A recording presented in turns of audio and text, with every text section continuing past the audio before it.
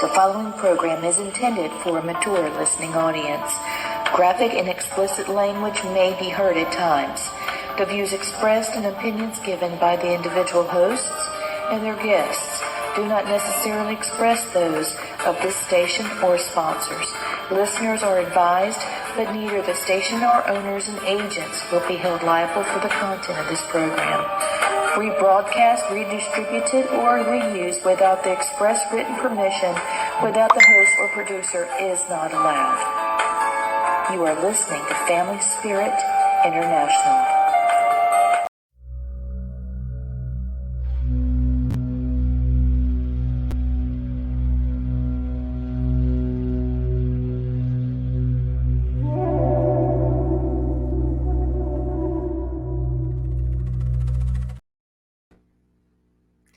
Well, hello, Blaine. Who's with you?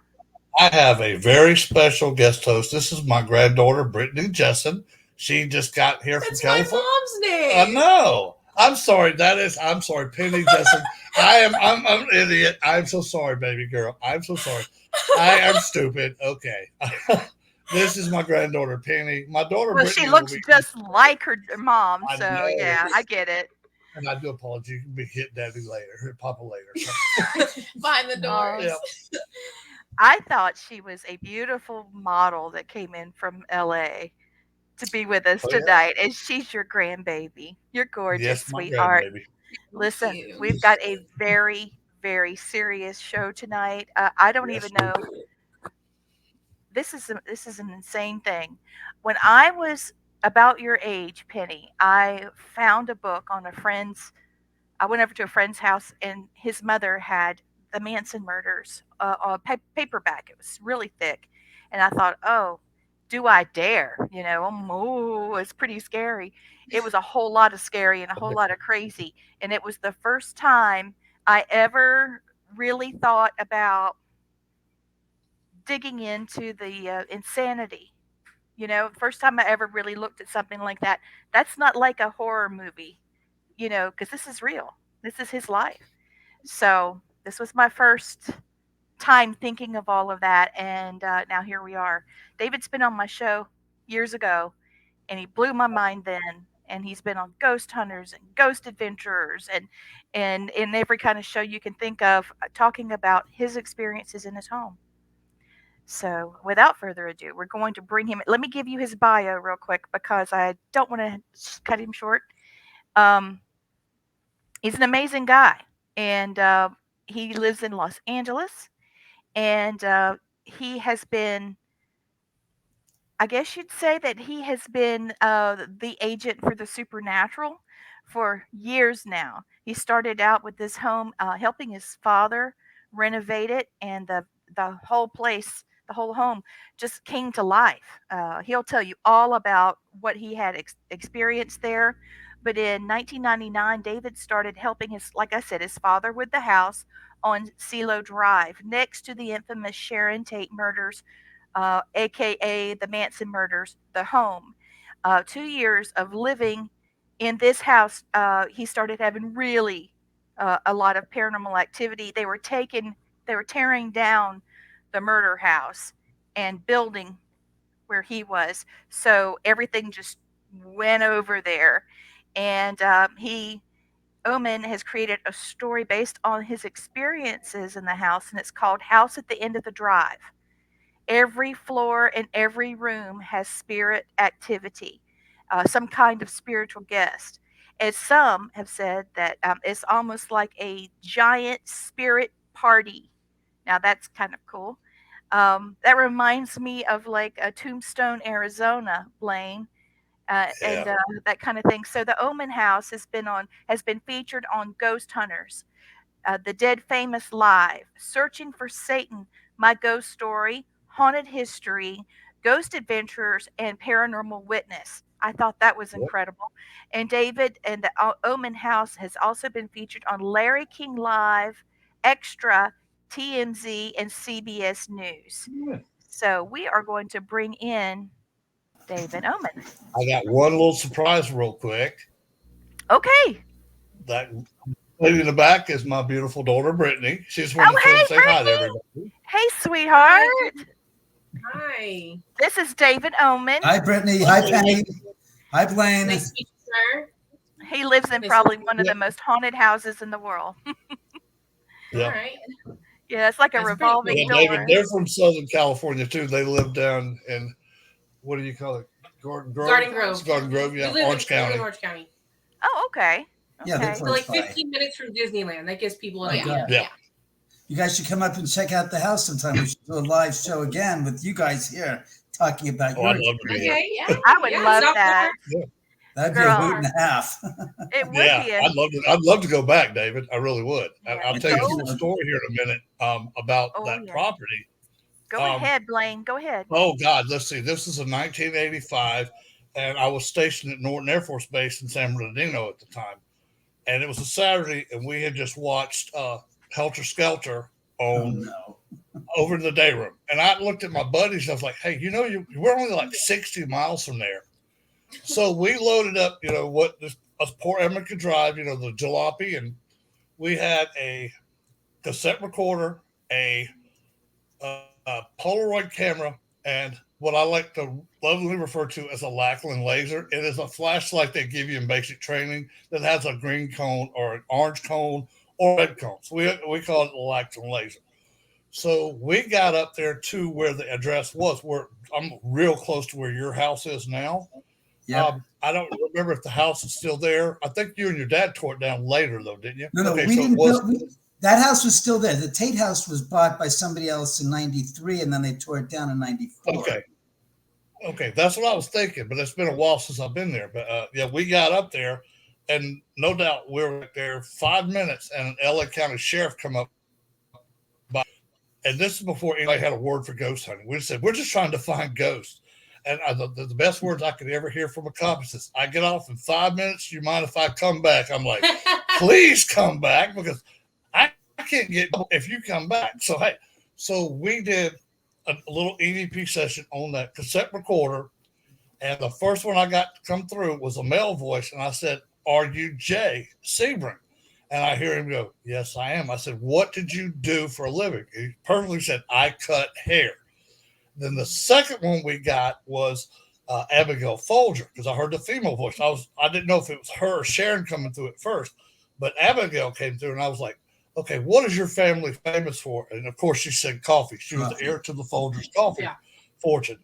And Sharon came out last. And this is the first EVP I ever called on an investigation. This is the most scary one to me, just the way it was worded. Sharon came through, and she says, "I'm Sharon.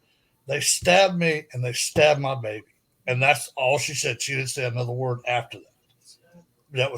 It was pretty emotional. I wish I still had the cassette recorder that had those on there, but being in the military, you get stuff lost and sold, and how it works. But yeah, that's my experience up there at your address. I'd love to come back up there. Shoot, yeah.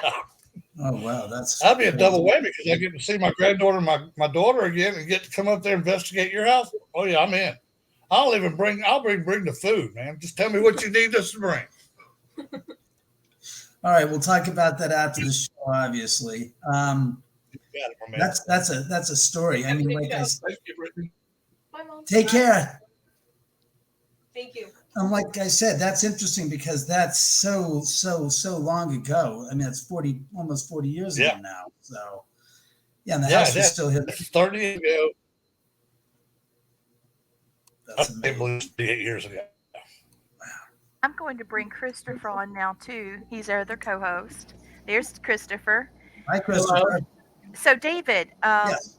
we were talking about during our commercial before we started the show, we were thinking, how did this start? I know that your father purchased the home and you were It was a lot. helping him. And yeah, it's three We bought a stories. lot. It was an empty vacant lot, and we built the house here. Oh, on that okay. Oh, it was a lot. And you guys were building the home. Wow. So when did it start? I mean, how did you know? Did you feel something watching you or what? Well, when we first came up here, I just felt like this sense of like, God, this looks so familiar. And it was because I was here in in high school. And it was just like a how did we say it, a familiarity of the area. And I didn't feel anything bad, but I definitely felt energy. We bought the lot in January of 1999. My cat, what was it, Arthur, died, and I ended up burying him on the side of the hill. And when we built when we actually dug the grave, I said to a friend of mine who was there, I said, as we're lowering him in, I said, I feel like we're not alone. Like there's a whole bereavement group around us as we're burying the cat putting him into the earth and burying him. And my friend said, I was going to say something about the same thing, but I didn't want to, be disrespectful to you. And it's like, why? He goes, no, I felt the same thing. Like there was a crowd of pallbearers there as we were burying him. And it wasn't anything but just unique, to say the least. During construction, I kept on feeling this, like somebody was coming up behind me to tap me on the shoulder, and I would turn around and say, yeah, and there'd be no one there. Oh. 6 months before we were done with the construction, my contract laborers did the actual rough, I guess you'd say, the framing and putting up all the walls and stuff, and were responsible for the first and most important part of the construction right before we dismissed them and went into the final stages of the construction, which was putting in the countertops, putting in the faucets and the sinks, and basically finishing up the house and putting in all the light fixtures, etc., and the flooring, etc. And I said to them, I said, look, have you guys had any weird experiences here in the past 2.5, 3 years of working on the house? And one guy goes, yeah, I had a strange occurrence that happened in mid-July 6 months ago. And I was on the third floor because the top floor is here, second floor is here, third floor is here. This is street level, mind you. It's on a hill. So it's built like this. So he says, I'm on the third floor and I hear voices and footsteps coming from the top floor. Now, mind you, it's basically mid-July. It's, about 6 o'clock, and he's the last one here on this job site.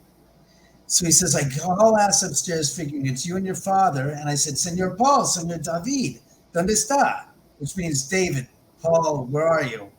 And he says, I went up and down through the entire top floor. I couldn't find anybody. He went outside. He looked up and down the driveway. And he said there was not even a car on the street.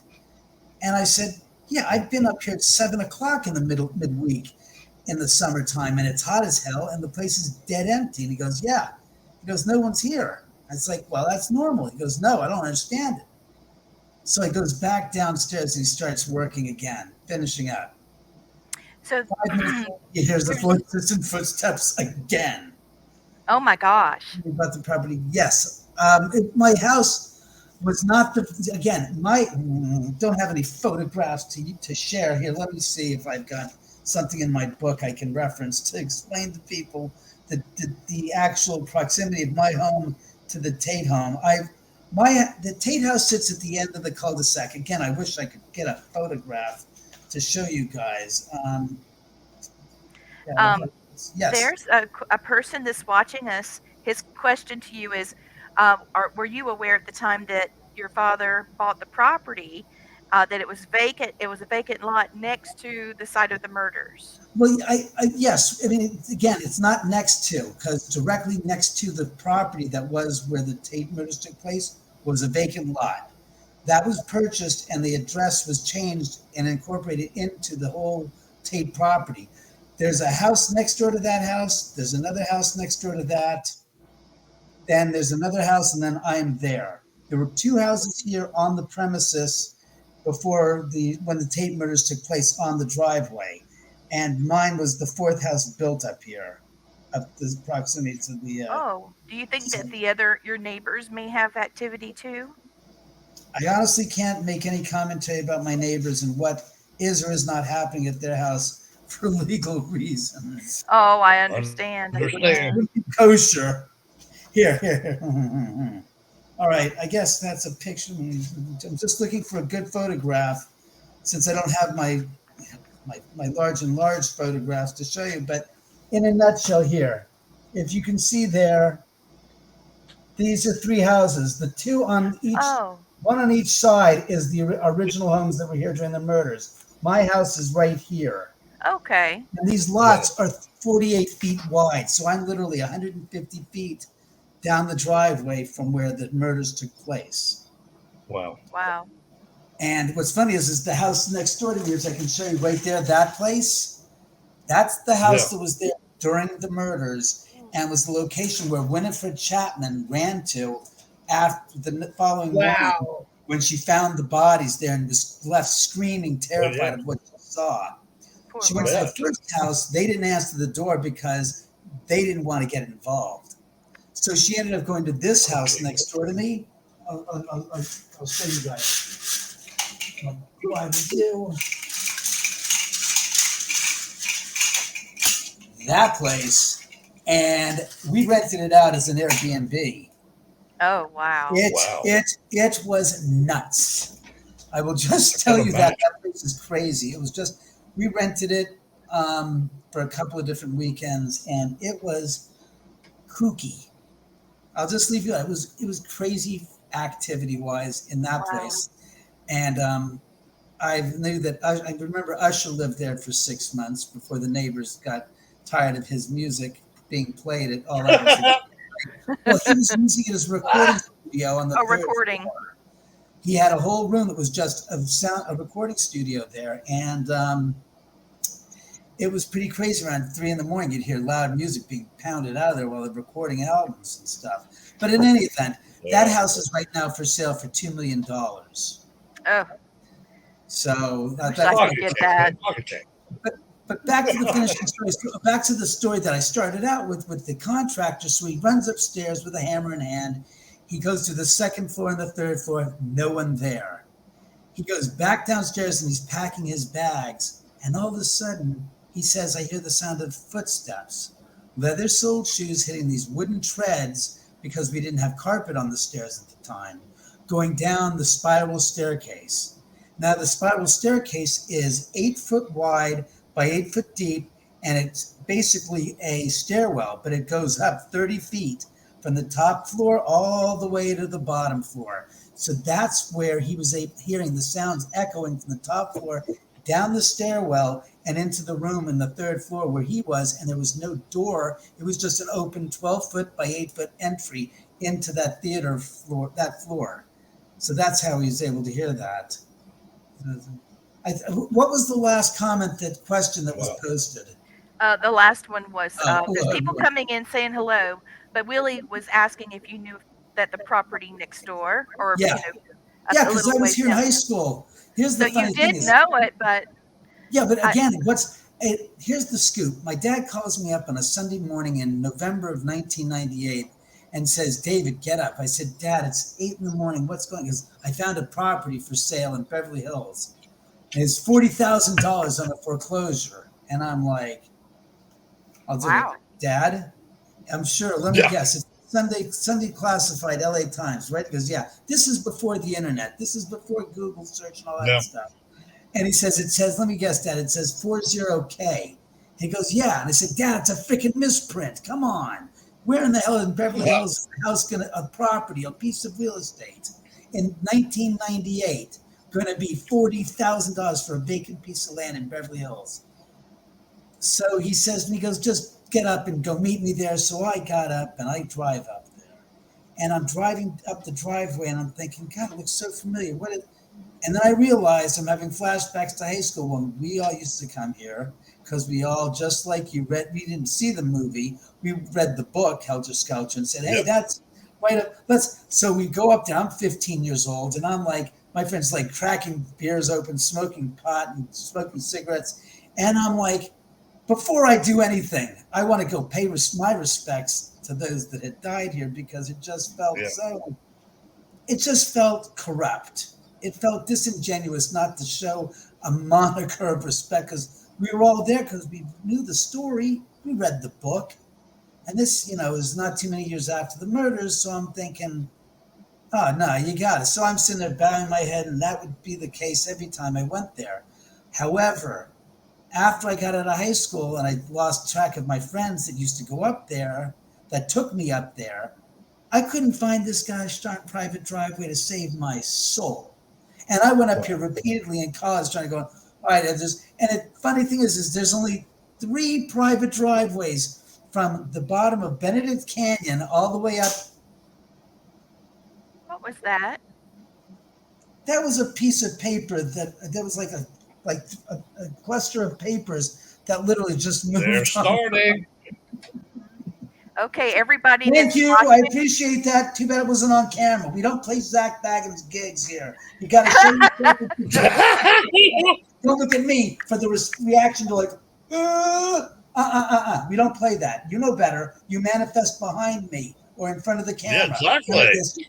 Playing this like hide and go seek. Hide and go screw yourself. Come on. I hate that. Did you hear that? It's like, no. What the hell was that? It's like, I don't need to hear. You don't need to see my reaction. You need to see the action. Yeah, that's so sweet. Thank you. You know now you know the gosh darn groundwork of what we're talking about. Those are the rules of the house. If you want to throw something across here, since I'm all by myself and my hands are here and I'm not adequately equipped to throw something with my feet, I'm sure. Right? Why am I looking that way? All right, I'm looking this way instead. All right, fine.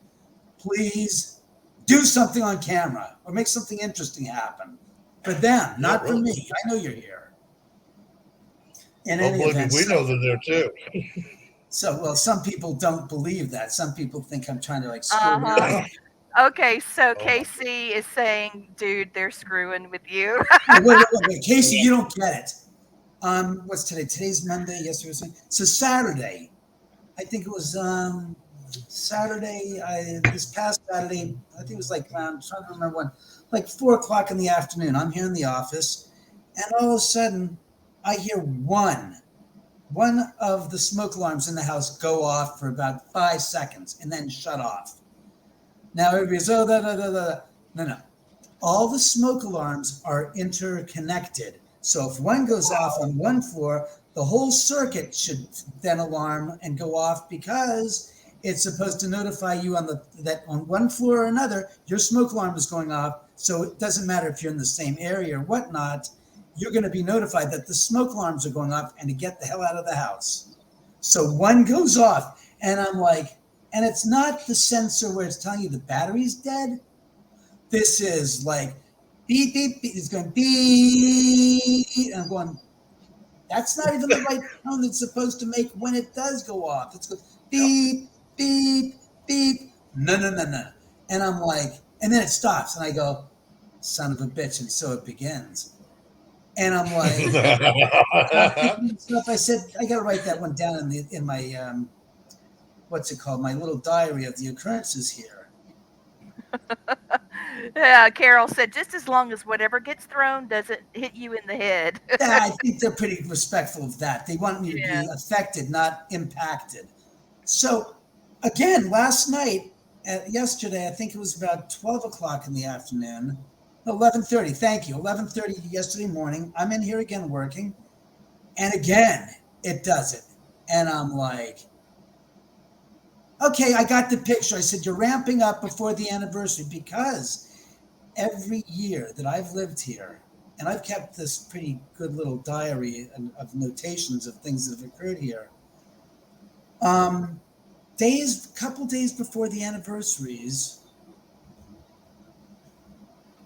Wow, is that light reflecting your roller coaster? It was nuts. Like I said, I see that too, Christopher.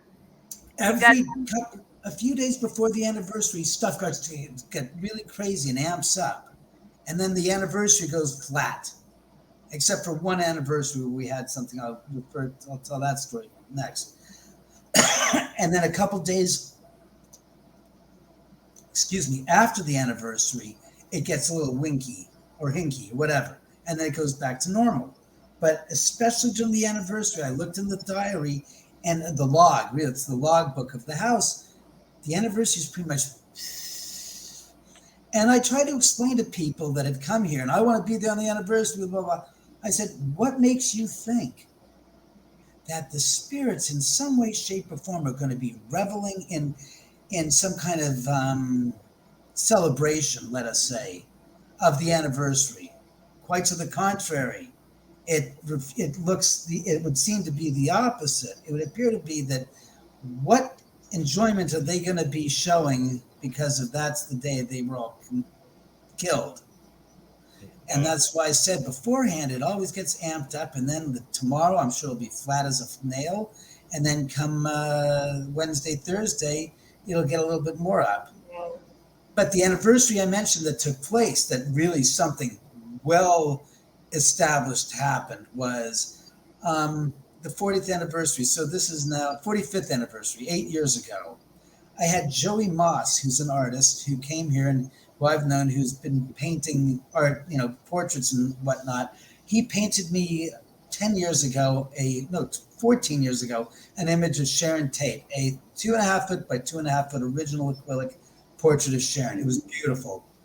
He since then has given me 2 more large portraits of Sharon in different scenes, beautiful pieces.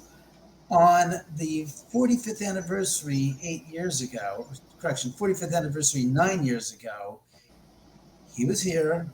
A whole big event was here at the house. Everybody left about 12 o'clock. He and I are in the den talking to one another about 8, maybe 9 feet from the 180-gallon aquarium with the figurines that get toppled over. He's facing the aquarium right in the door jar between the den and the living room. And he's standing here facing the aquarium, and I'm standing here 2.5 feet away from him, kitty corner to him. And he's staring at the aquarium. At 12:20 a.m. on the 9th of August, that morning, the actual time, we're talking, and all of a sudden, I kid you not, I'm laughing. It's just busy.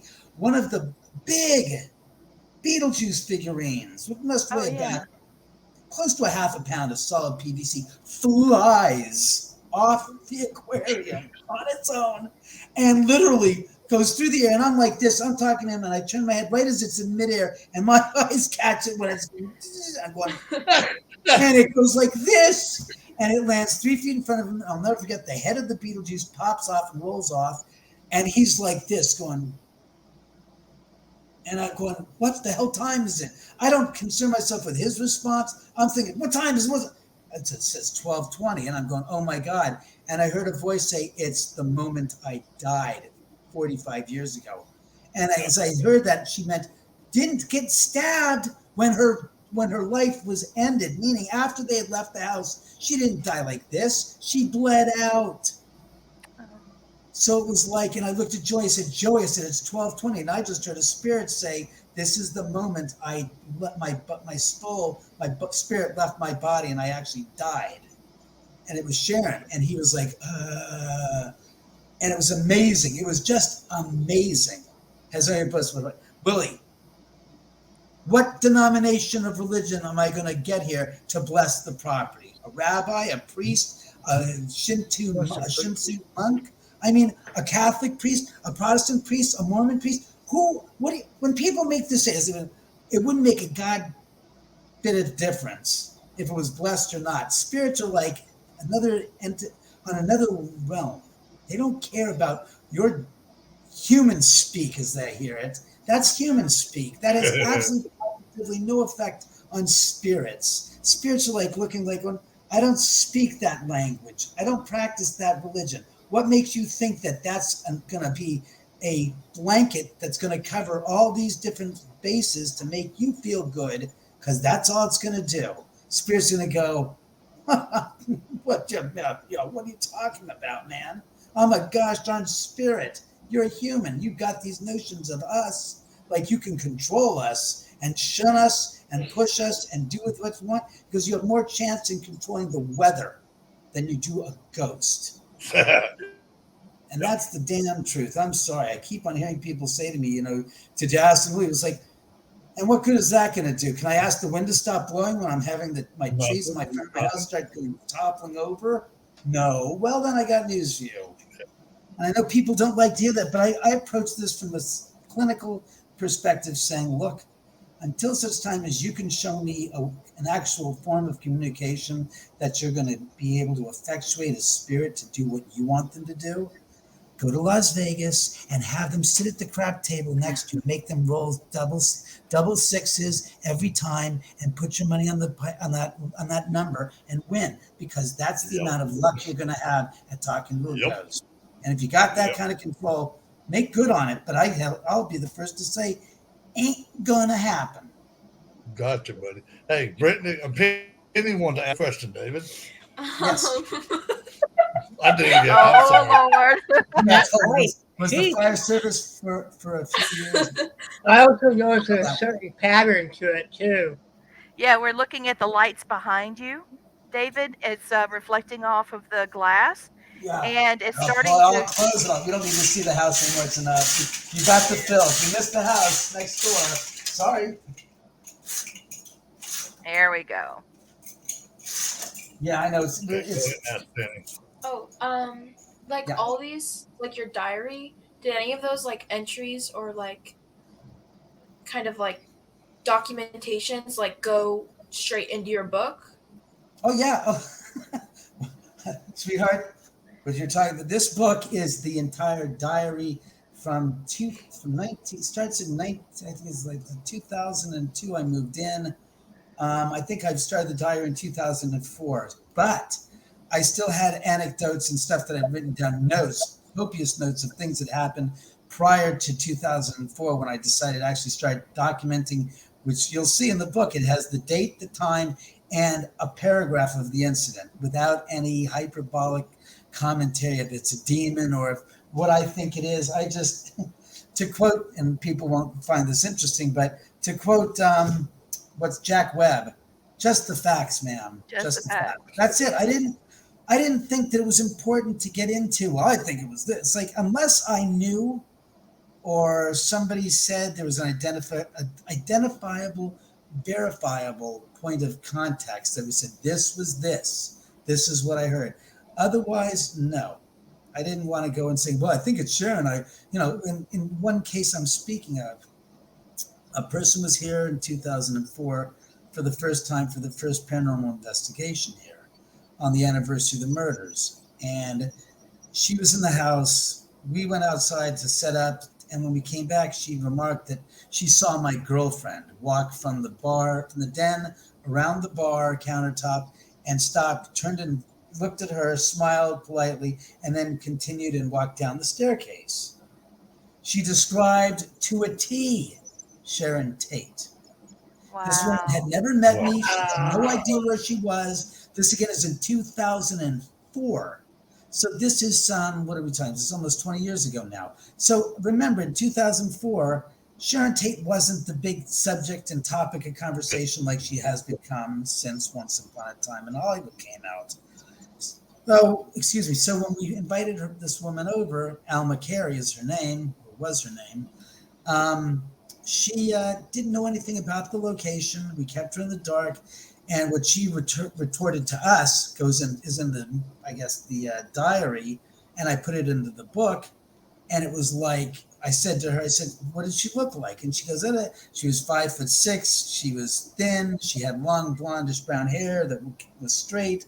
It gathered in the back. It was longer than shoulder length. She had shapely legs. She was wearing a sundress, everything else. And I said, well, my girlfriend is 5'11". She's a flight attendant. She has dark chestnut brown hair. She is not here because she is abjectly disinterested in the paranormal. So I don't know who you're talking about. And me and Rob Bardowski, the investigator, went through the entire house from the top floor to the bottom floor. And the two other exits on the second and third floor were both deadbolt locked from the inside. So whoever it was that she saw could not have been. So we pulled out a picture of Sharon, and she goes, "Oh, that's her."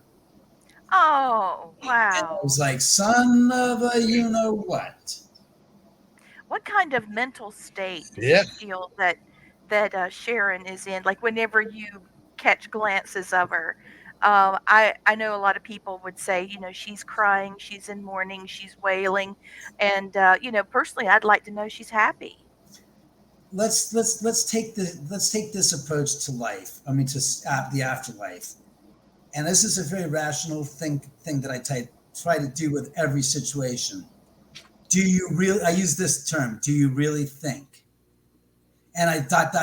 meaning, do you really think the afterlife is going to continue to keep you in a vicious loop of the end of your life demise? And my statement is I don't think that the afterlife is, as people said, it's like a broken record. They keep on skipping and going over the same area repeatedly over and over again. I say I do not ascribe to that. Yeah, that's a residual haunting. It's not even, there's no intellect to that. It just repeats and repeats, like energy being spent Right. over and over. But you're actually interacting with your spirits. But I've never seen her. Again, the only person who's Oh. ever seen Sharon was actually Alan McCary, who passed away last March. Oh, and she was a dear friend of mine. No, she, I hope she's still, I hope now Alma's visiting, because she spent many a visits here to the house. But that's wonderful that she did. Maybe she hope, does come there. I would hope so. Again, this is the thing about human beings. We can't accept what we don't know. So in the void of what we don't know, we create. No, my friend described it, did not look pregnant when she saw her. Okay. She said she was thin. Well, then again, it's not obvious at all. But no, she did not, see her as pregnant. She said she was a shapely girl, great legs, and this and that. I'm like, why don't I get to see this woman? I mean, I'd be like, holy crap! I said, you are here. I said, so can we sit down and talk, please? Can we? I'd love to just chit chat. I would too. I would love that. Yeah. She's appeared to me, and when I say she's appeared, she's never physically appeared and manifested. I've heard her voice in certain times through the 20 years that I've lived here now, or 21 years, Jesus Christ. Going fast. That's the thing. Yeah, no kidding. I've heard her voice. Other people have heard her voice, or we attribute to be her voice. But, I'd love to actually see her apparition. The only apparition I've seen was Jay Sebring's. That's what I was going to say. I remembered that from a decade ago when I had you on the show. It's like, wow, because I always thought he was so, classically handsome. He looked like a gentleman, a man's man, and he was right there, kind of like, you're one of the guys, right? He's gushing. I just hear he goes, thank you. It goes, God, somebody who really finds me that is willing to say it. Oh, yeah. He's beautiful. I was actually kind of gushing over his pictures before the show.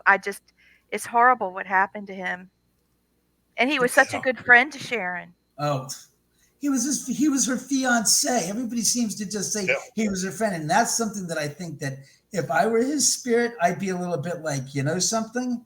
Why does everybody send me off as just her friend, a good friend? But wasn't she married to Polanski? Are you guys nuts? She was. Oh yeah, they were engaged, and then Polanski, and then she married Polanski. Well, she started doing the movie The Fearless Vampire Slayers in Yugoslavia, and at first she didn't really care for Roman. She wasn't anything about Roman. But the old saying goes is sometimes somebody grows on you. Well, Roman grew on Sharon to the point where she fell madly in love with him and broke off her engagement from Jay to marry Roman.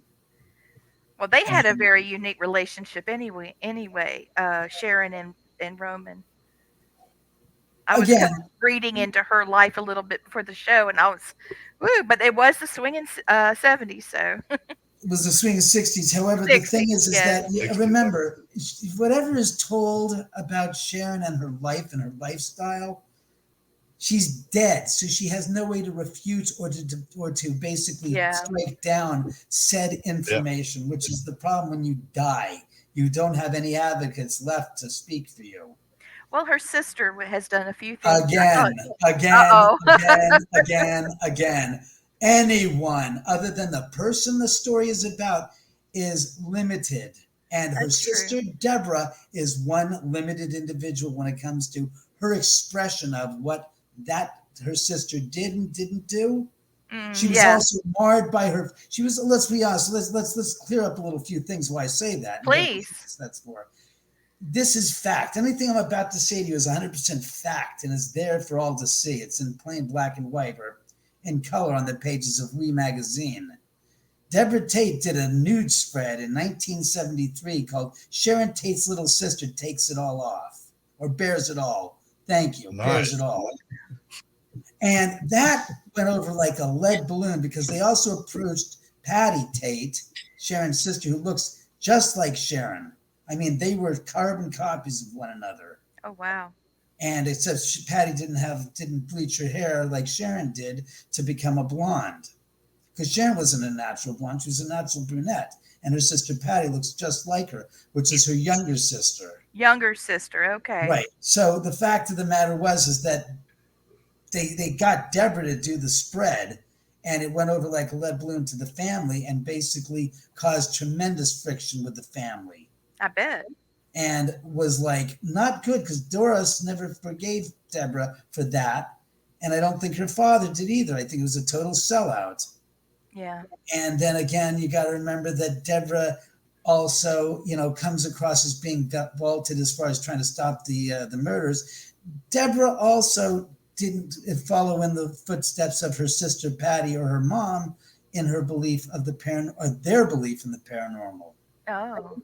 And Patty and Mrs. Tate had a personal psychic who I met and got in contact with 18 years ago, and he was here at the house, and we had some deep discussions. And they go, Deborah will never come here to the house. I said, why? And she goes, because she doesn't believe in the paranormal.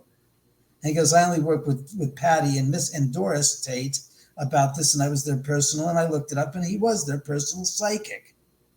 Interesting. So when I had a friend of mine in 2005 reach out to Deborah to come here, she basically just came like, blew us off. And I said, I don't care. And then when Deborah released that book of the images of Sharon, that big coffee table book, which I heard was an absolute, basically was thievery of copyrighted private photographs that she had absolutely positively no legal right to. And Oh, she gosh. basically stole and used for her benefit to make this book that I found out that those people did not authorize and grant her permission, but because of the stink, publicity-wise, the estates in some cases of these photographers would have gone through, said, forget it, just let her have them. We're not going to go after her and send her and tell her to stop because those legally are not in her possession. They were photos of her sister. The copyright owner was the photographer. And there's those. Wow. I did notice that particular person you're speaking of was very sour grapes about the whole thing. How Sharon had a career that fell in her lap, and they invested a 7-year program just to train her and raise her to be a superstar, and she had natural talent. Yeah, and I she got news just for you. looked That so isn't sour. grapes. That's shitting on your sister's grave. That's right.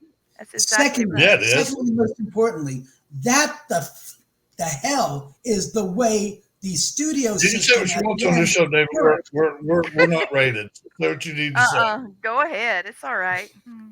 Well, my point is that that's the industry that it was when they saw somebody that had talent, and it's ironic. Funny enough, last night I was watching on Chatty TV reruns of the Dean Martin roasts from back in the mid 70s.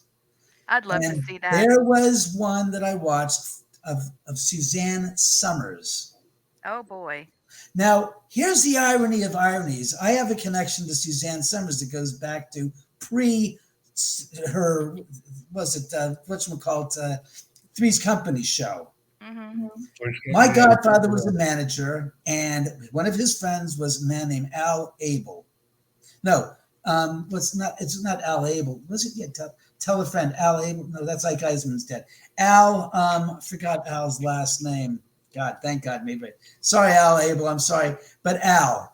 Mm-hmm. And he was married to this woman that was friends with my uncle, godfather, manager, whatever. And Al brought Suzanne in to meet him, my godfather. And he says, she's great looking, she's easy on the eyes, but she needs a break and she needs a lot of work. Meaning, he says she needs to go take some more acting classes. She needs to get herself focused, and not just with this, but with this, because in an act, you've got to train and hone your skills, and it doesn't come easy. And he says, in everything that this is, and mind you, this is 10 years after Sharon Tate. This is 1972. So this is 3 years after Sharon Tate passed away. Yeah. The same methodology that was used to help Sharon get to be a celebrity is the same thing that they were telling Suzanne Summers in 1972 when she came from Canada and did this, that, and the other I thing. didn't know she came from Canada. A lot of great things came from I'm Canada. pretty sure William Shatner I'm almost came from positive Canada. came from Canada, but it was like I said, Alan.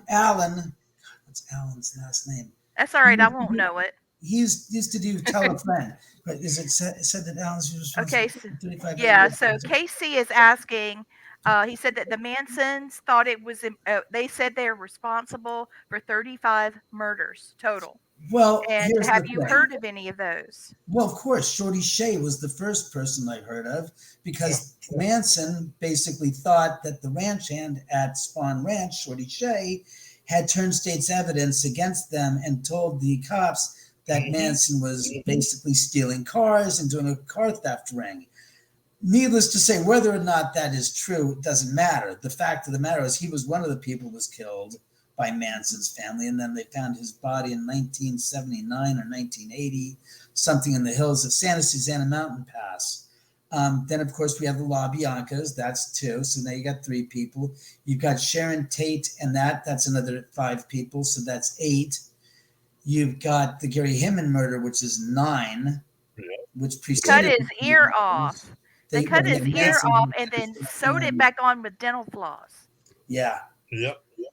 I mean, as far as there's a lot of 9. murders The that La Biancas, and then Steve Parent. Well, you right, already so you have got 9 him. people total right there. Mhm. Whether or not, look, there are a lot of unsolved murders of that era that were attributed possibly potentially to Manson. However, as I've said to somebody else in another podcast, the fact that you can use him as a scapegoat and close a lot of old files that are still open Right. doesn't mean that there weren't, as there were, individuals that were taking advantage of the extreme amount of kids that were running away from home, that were in communes, that were also hitchhiking and made themselves available, that there are a lot of serial killers that we don't know about because they were never found.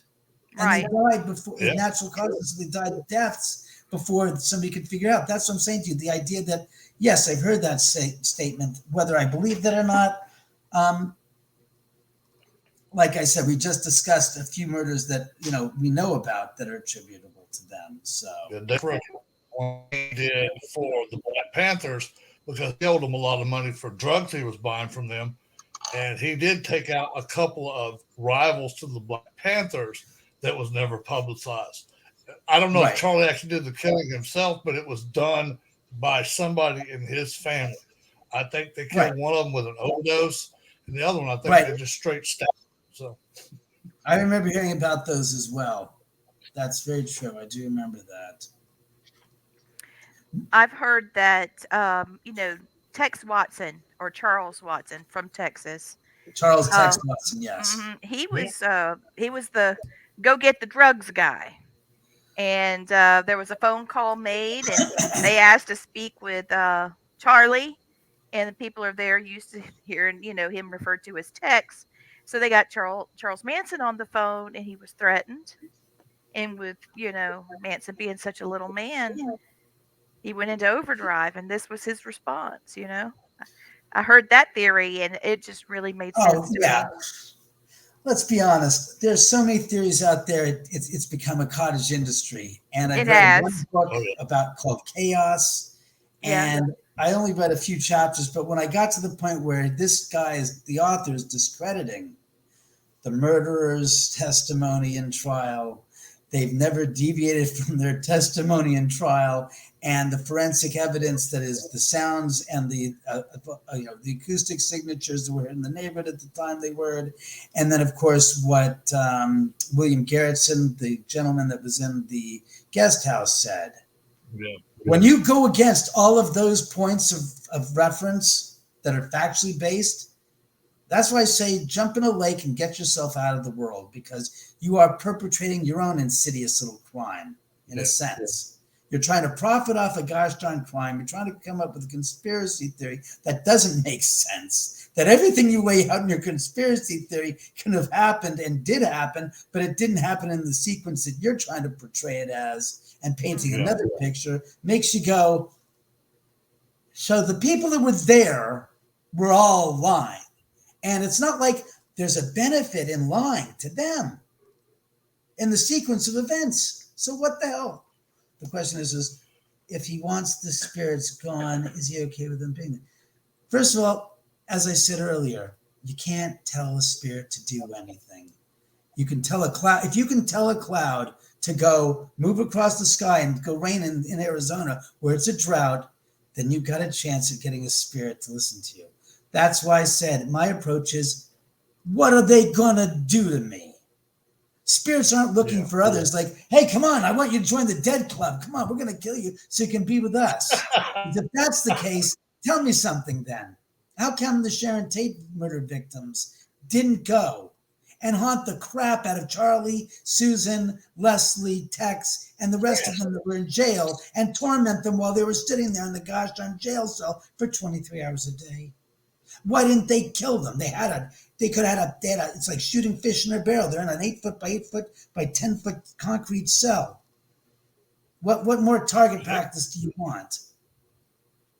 Yes, Leslie Van Houten was released from prison 3 weeks ago. She was directly involved in the LaBianca murders, which took place the following night after the Tate murders. And she was responsible for stabbing Rosemary LaBianca several times and putting a pillow over her head. Is she the one that stabbed the fork in her stomach too? I don't know. Again, I'm not clear, with those details. However, I have seen the photographs of the LaBiancas at the LAPD a number of years ago when I was doing research, and it's true. There was a carving fork sticking out of it was out of Lino's stomach, and it was carved in a rudimentary fashion. When I say rudimentary, into his chest. WAR. And I mean, you can see how they took the knife and they did like this, and then like this, and like this, and like it was just unbelievable, just unreal. Yep. But like I was saying, back to the and if you can actually find David, if you can actually find the original book of Helter Skelter, those pictures are in there, and then the second publishing, they kept and blacked them all out when you couldn't see the first printing of it did have the actual crime scene photos of everyone. Oh, interesting. I happen to have a first hard copy with the dust jacket on it. Nice. First edition of that book. I got it upstairs. I can go upstairs and grab it and take a look. Yeah, Carol, it was quite gruesome. So like I said, back to the story of, well, first I want to finish on Chaos, and then go back to what he's saying about getting the spirits. I'm okay with the spirits here, by the way, because I don't fear what they do and that they're going to hurt me. They're here, and I see them intermittently going, all right, I saw you, spirit. I saw you out of the corner of my eye. I saw that black silhouette moving. It's like, oh, hello. What's going on? So to me, that's why I said I don't have a problem with it. It's just, I should say, it's part of the house. It's like you have unseen house guests that are around. And it's like, okay, you try to make peace with them, but it's not, I don't think it's a matter of cohabitating. Let me get this to you, paranormal pros. There's not a spot on the planet that isn't occupied by ghosts.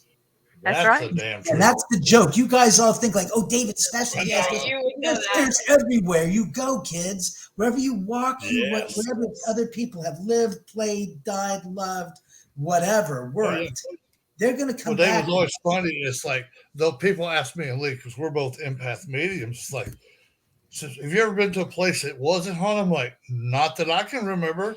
Yeah. Because I've seen spirits, from or on the land for the first time. I've seen Native American spirits on the land. I've seen Spanish. I've seen all kinds of people, like you said. Their energy is imprinted there, so they're always going to have somewhere, always going to be haunted around the whole world. Yeah, whenever we're like in the car or like we're eating or something, and you're like looking around, I'm thinking, oh my gosh, if there's a ghost behind me, I'm literally going to start crying.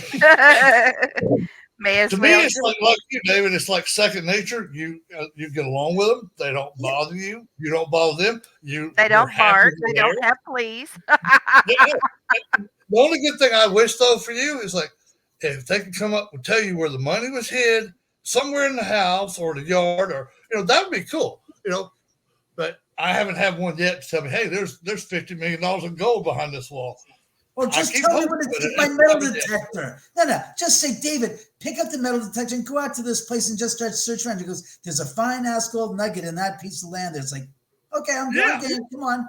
I mean, again, it's a matter of mutual respect. Yes. Thank I you. respect their business, their presence, and their ability to be here, Yes. and don't care. It's like as long as they don't do things that are adverse to me, which when it has happened, Which they're never going to do because Well, they no, know they- you. No. They did this I forgot how many years ago it was, but I got an electric bill that was Yeah. $800 and some odd dollars, and I'm like, $800 for my electric bill alone? Is it supposed to be $200?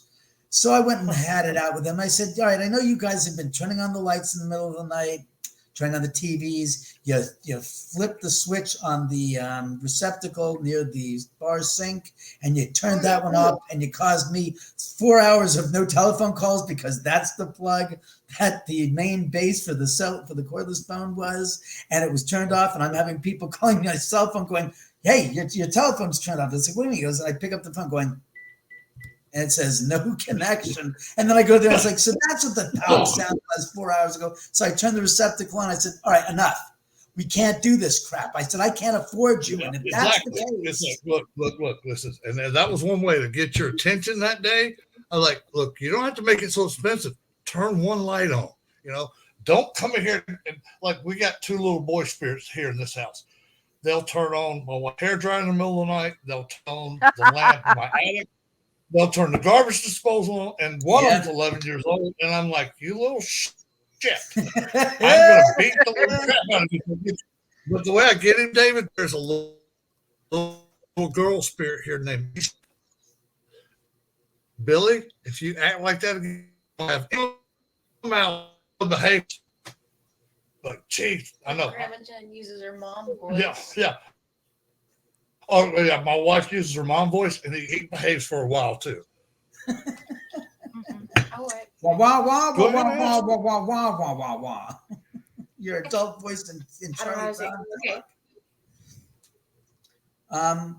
Yeah, but like I said, mostly the places that are the least haunted are the places everybody expects to be haunted, like graveyards. And I said, Dr. Taff had told me 18 years ago, said, graveyards are a depository for bodies. The only time you'll have a spirit manifestation at a graveyard will be of a mourner that used to go visit that grave of their decedent all the time. And they spent half their life visiting and spending time at the grave. Kind of like what Anton Yelich's parents do.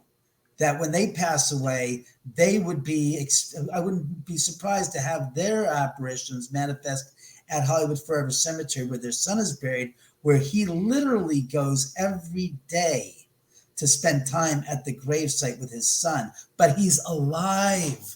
So the point is that's a point of rational explanation why his father's spirit would manifest at his son's gravesite in the future when he passes, versus his son coming back to hang out at his site where his remains are.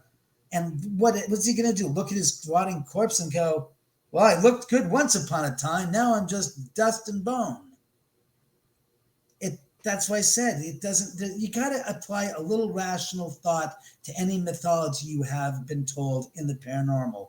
And that goes across the board for residual hauntings, because that's our coping mechanism trying to make sense of what we think is going on in a place we've never been to, which we will never go to, because as the Greeks famously said in their mythology, once you cross the river Styx, which is to the land of the dead, you don't come back.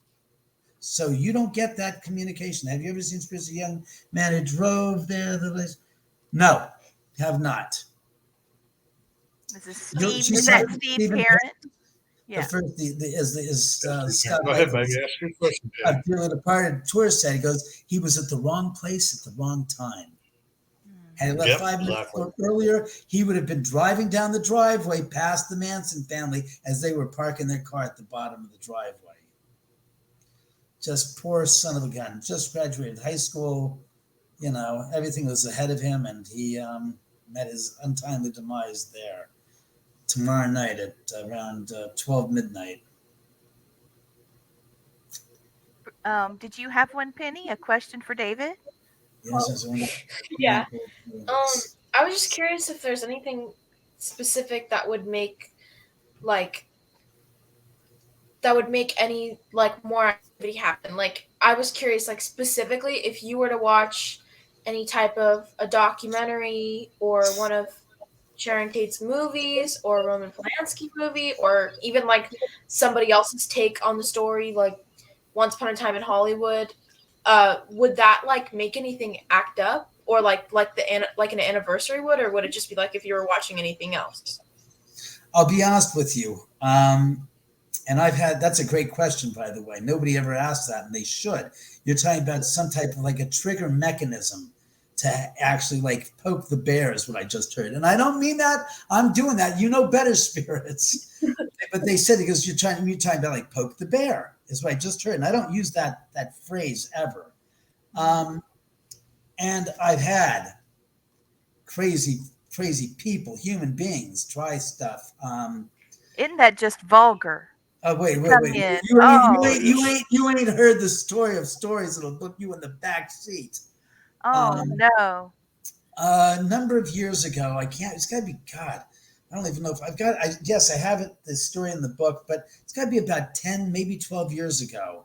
I had this guy call me up and inquire about renting the house out for a private party. And I said, sure. And blah, blah, blah. Didn't think twice of it. He mentioned, though, in the conversations leading up to the event when he came here, that he's bringing his own, tablecloth, plates, cake, plastic utensils, balloons, and they were all black. It says black tablecloth. I said, okay, well, didn't think twice of it. So what? It's a haunted house. Yeah. He comes over the night of the event and shows me he's got some things he'd like to play during the event, his party.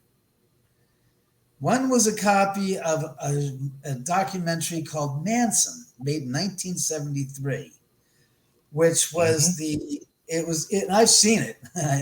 Beyond that night, I've watched it.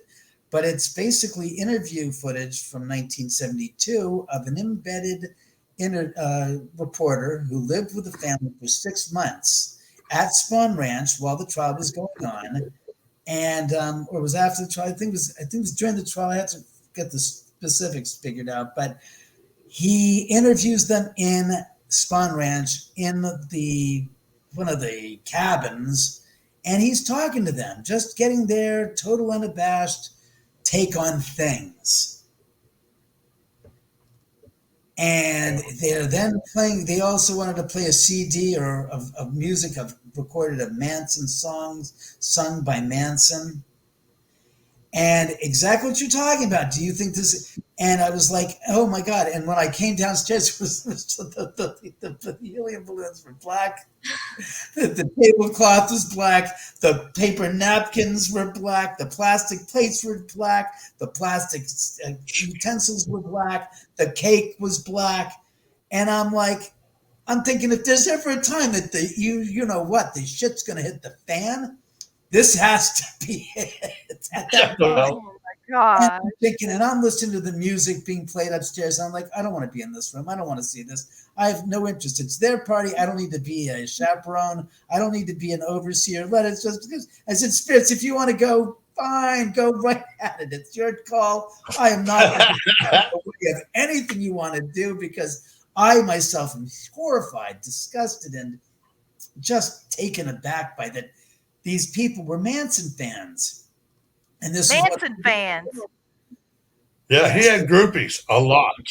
Yeah, and again, this is years after that all, but they weren't that old, like 25, 26 years old. And I was like, so nothing happened. Nothing happened. And they also brought something else that was Manson's. And since then, I've had people like Diane Lake, who was part of the family, who was a member of the Manson family, who left and turned state's evidence against Manson at the Mhm. trial here 4 years ago now in 2019, because the publisher I was working with to write this book had written two other books that were under her title. One was Member of the Family, which was Diane Lake's book, and then there was the book of the foreman, the jury foreman from the Manson murder trial, who had his diary kept notes, diary and notes of the trial, and that was turned into a book. And so this was going to be the third piece of the puzzle, but we never came to it. It ended up falling apart with her, and that's fine. But when Diane was brought over to the house, I was like, boy, oh boy, I said, God, this is about as close as you can possibly get to bringing in a trigger mechanism. And what I keep on thinking is they're going to go shit all over the place. And quite to the contrary, I remember hearing the spirits say, no, quite to the contrary. If it wasn't for her and the few others that also turned state's evidence, they would have been free, because it was such a concocted point of, it was a point. It was a contentious type of an argument that they were using to prosecute Manson. And if it wasn't for people to corroborate that were inside the family to do so, none of that would have happened, because it would have been a theory without a basis, and nobody to corroborate means it has no legs. So they were really happy that she was here. They didn't feel bad about that. Wait. I did not know that. Okay, wait. Okay, that kind of takes a lot of things. But do spirits like know like things that happen? Like, for instance, like they wouldn't know that it was like the Manson people, and they wouldn't know about like the whole cult that was kind of going on when they were tragically killed. But would they know now because they can just hear people talking about it? Like, do spirits make new memories? Or new knowledge, Not I guess. memories again. Not memories is again. You can't apply that which is human to other things. Meaning, they're spirits. They're not. Let's put it this way: they're not like mushrooms kept in the dark and fed nothing but bullshit. In the sense that they're not stuck here. This is the timeline. Here, let's go later. Here's where they died, and here's where we are now. They're not stuck here. They're conscious of what's going on. Yes, so They're not they can live. unaware. Oh yeah. I did a case one time of a hotel called the Newberry Hotel, and there's a legend, and I was able to prove that this did happen because I was able to find the documents. But there was a lady that was in love with an Asian guy that was building the railroads. And there's a lot of Asian people that came here that worked on railroads, and she fell in love with him, and he was learning English, and they wanted to get away from the whole railroad thing, and they were trying to find a way out. He was an And indentured servant from China. yeah. So he couldn't just leave. He had, the unfinished business. So he walked in, and there was a big conspiracy about the amount of coal that was purchased, because when they did inventory, there's a tremendous amount of coal missing because that money was stolen. It didn't purchase any coal. So there was a big investigation going on, and the Asian guy walked in. And when they were talking about it, and they're like, "Oh, he doesn't speak English." Yeah, he speaks enough English. I think he understood. Well, his fiance was pregnant, and he told her to get out, and he was coming to find her. Just get out, go to Newberry, South Carolina. I'll be right behind you. And if you don't see that I show up the next morning, they got me. Well, she went to the hotel, sat looking out the window the entire day and night once she arrived, and he never showed up. Here's the thing, she was pregnant with his child. Upon having the child, everybody would have seen the child was part Asian. She would have been killed. The baby who knows what would have happened to the baby. So she was forced to hang herself in the hotel. When we investigated the hotel, not only was she there, but her lover made it to the hotel in spirit, and they were able to communicate. And the child that she was pregnant with was actually crying whenever we were getting the information through means of, equipment. But then the child spoke, and he let us know he had grown up in spirit, and he was very happy with his family. And it gave me such peace to know they weren't stuck in that moment. She's not ever forever hanging in that, hallway. Torture state. Yeah, the staircase, and that he was just wandering, lost, trying to find his way to her. They're together, and I really want to believe that about the child. I think that the child was buried with her, and he was given the name Paul Richard Polanski. Um, he was never part of the what was everybody was charged for. Now it would be murder of a Right. child, Be another but book. he Yeah. was nothing Oh, to murder. them. Yeah, it was nothing, and I just feel like if there was one lost soul in all of this, it would be Paul. And Yeah. I hope that he's there. I hope he's still being a little kid. I know you're going to end up being the authoritarian over there. But, at least you don't have to feed him. He doesn't bark at night. He doesn't have fleas. Just let him continue to grow with you. I mean, I really hope that they are trying to protect you because they know what it's like to be invaded and victimized. I don't know how to Um, say that. It's I don't kind of know. I don't know if that's how that works with them. I just know that I just like to be there, just like to stay and maintain the sense of them, like a mouthpiece and just an advocate for them. And it's with so nothing, sweet. with nothing to gain. I have no books about them. I have no interest. I as just out of pure empathy, an empathic point of reference. I certainly just wouldn't Yeah. want that to be the case for me. That if that was me on their shoes in that situation, that someone would say, something, somebody's got to stand up and speak for on my behalf in some way, shape, or form, so that I'm not treated like a footnote to history, and those that prosecuted the case, get destroyed because QAnon conspiracy theories don't believe how history says it, and they are not satisfied with that. And they're looking for something bigger and better to explain what happened. And it's like, well, let me just say this once and for all. Not everything is conspiracy. And in most cases, the hard, cold truth is history is right. And if you don't like it, tough.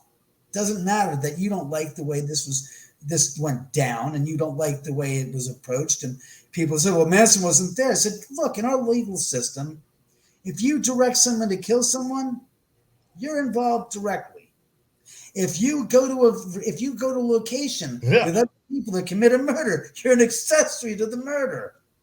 And if you go to a location and you tie people up and restrain them and then tell others to go in and commit murder, you are directly involved. All right. Yep. Crazy question. Okay. Sure.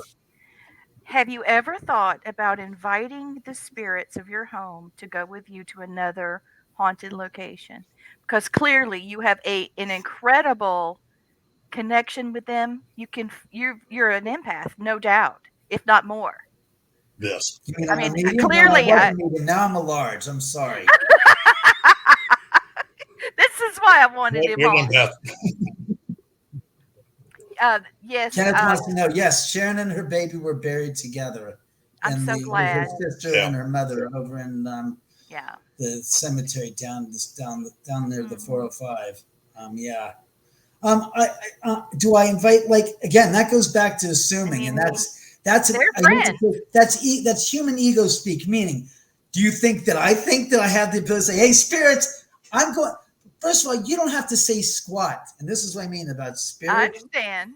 No. When people think that I said something, the spirit heard me. I got news for you. They don't need to hear you speak two bits of word. They know what the hell you're thinking, and I found That's this out true. the hard That's way. true. Mm-hmm. 2 years ago, in the middle of the night, about 1:45 in the morning, and it's on my YouTube channel. You can look up the video. I'm walking down the hallway from the laundry room right here to my outside the door here, and I'm walking down the hallway, and I'm about 5 feet from the landing going up the staircase, and I throw my hands up, and I'm thinking to myself, spirits, I got you covered. You know that I'm your boy. And all of a sudden, out of the blue, you hear knock, knock. And I stop like this, staring straight into the camera that's there because I have 30 CCTV cameras throughout the house because the spirits are so prolific. And I want to make sure I can document when something happens. So I stopped, I looked at the camera, and I'm like this. This is the expression like, Did they just tell you to shut up? no. No. It was so I'm I teasing sat you. there for 10 seconds staring at the camera, and I'm thinking, what the? I'm thinking, burglar, burglar. It's like, then they says, Yeah. burglar? Why would a burglar say, hi, I'm here, I'm robbing you? No, burglar wants to Yeah. shut the fuck up. I'm quiet as a mouse. I'm not going to let my presence be felt and known.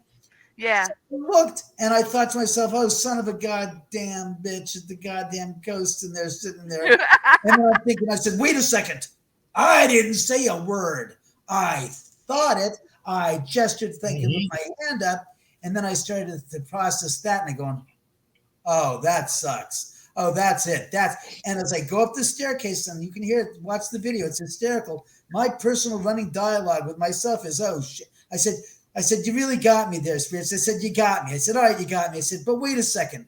I didn't say anything. You mean to tell me you sons of bitches can read my freaking I said, safe harbor in this household. You pray. And I started getting all upset going, because that's in essence what it is I didn't say I did this. So if I did this, you do knock, knock. No. You knew what I thought to do this and responded. I'm like, so I started to realize you can lie through your teeth to a human. Spirits can read your mind. So no matter what you're thinking, they got the truth serum and you can't defile a spirit ever. So it's like, you're afraid, you're afraid. If you're not afraid, Yeah. no crap, forget it. We can't do this. Well, I'm sure they can read your intention, and Well, they it's can to read your just keep them mind. in your life. But You know, think of you have this. got the most honorable intentions to these guys.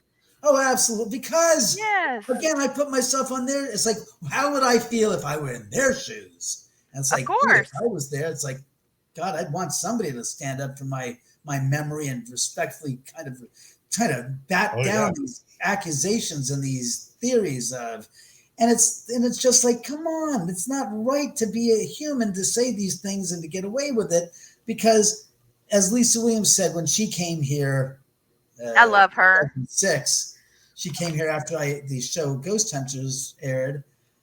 She said, I saw you in Ghost Hunters. I want to see your house. And it's like, who is this? It's Lisa Williams. I said, you can come over, but not for your show. If you want to come in and see it for shits and giggles, fine. But I'm not letting you come here to shoot your show here. And she goes, no, I want to see it out of curiosity. It's like, that's honorable. Let's do it. Come on over. And she just saw the spirits as she's coming into the house. She stops at the top, going into the living room, turns to the right, starts to like squint and look like, what the hell? I said, what? She goes, oh, do you know you have a big party in your bar? And I'm like, they're having a party?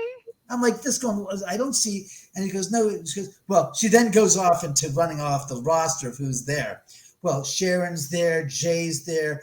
There's Rudolph Valentino. There's some other people I don't recognize. And oh, yeah, there's a group of like 5 or 6 Native Americans that are in a circle around a campfire. And I'm like, what the fuck?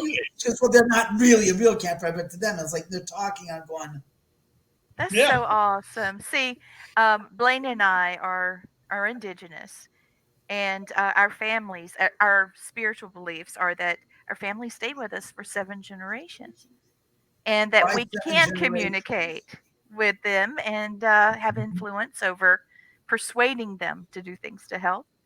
So it would be completely in our, it wouldn't be out of line for me to say, yo, Sharon, you know, come on, Abigail, let's go here. I want to go shopping. You've got to help me find my wedding dress or something. And if I can hear them and they're voluntarily going, why not? And if I want to go to a haunted house, if I can't get the spirit there to talk to me, I know that Sharon's got my back. She would tell me, you Well, know. I I think would that so in love. I would be so in love with your house. I'm just about to say that you guys got to come out here to check it Oh out for my yourself and God, do I a would show love here. I mean, it. come Love on, you. what the hell? Do you have I any live like an objects? hour away. I know we could cook Before I for go, you you're too, Sweet Pea. I know. I said, Seriously, right he said, around I'm Yes, about an hour away. I said, don't worry. If we go see David, you're going with us to see David. yes, So, and I'll take you shopping. We'll have a blast. Sharon goes shopping. Great.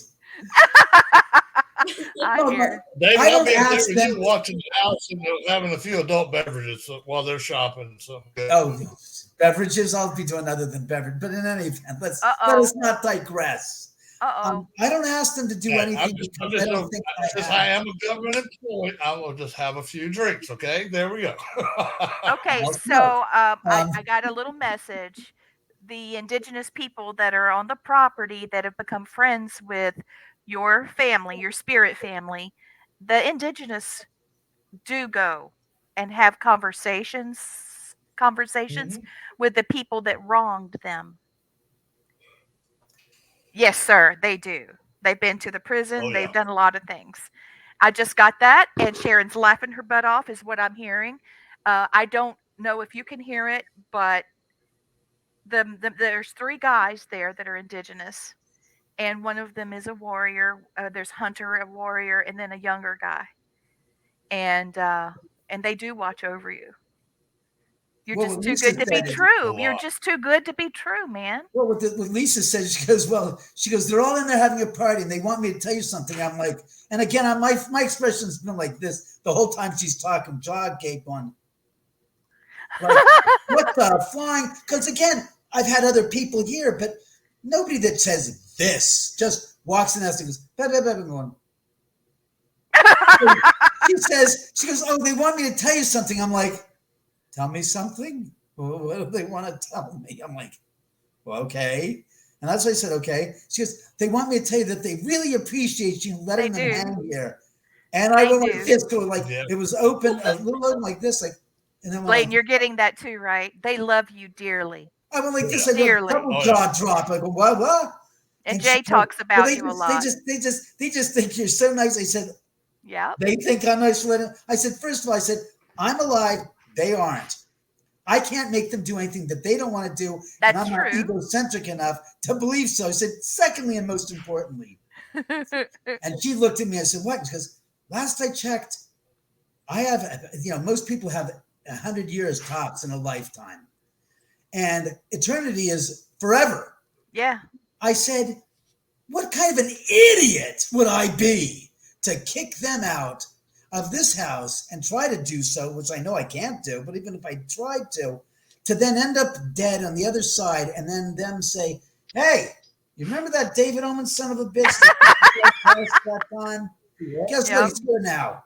Let's kick his ass. And I said, I don't want to spend the rest of my eternal freaking life getting my butt kicked around by spirits. And she Really? started I don't to blame giggle you. and laugh. She said, well, that's why they appreciate you. Because I said, I'm going to make friends on both sides of the planes of existence. What am I, an idiot? Yeah, but you're Why just not? too So cool. that's what they really Are you going to appreciate. stay with them when you pass? Pardon? Are you going to stay with them when you pass? You'll have a choice. Do you want to stay in your home with them? Well, let's be honest here. Whether I have a choice, I don't believe in that free will shit. You know why? Oh, Okay. BFD, be free will, be will not. The reason why I say that is when I saw Jay Sebring's apparition a number of years ago, right? 1918, what was this, 2004? So it's 19 years ago when I saw his apparition. He was dressed and he was pointing towards what I originally suspected was going towards the driveway going down towards Cielo proper. right.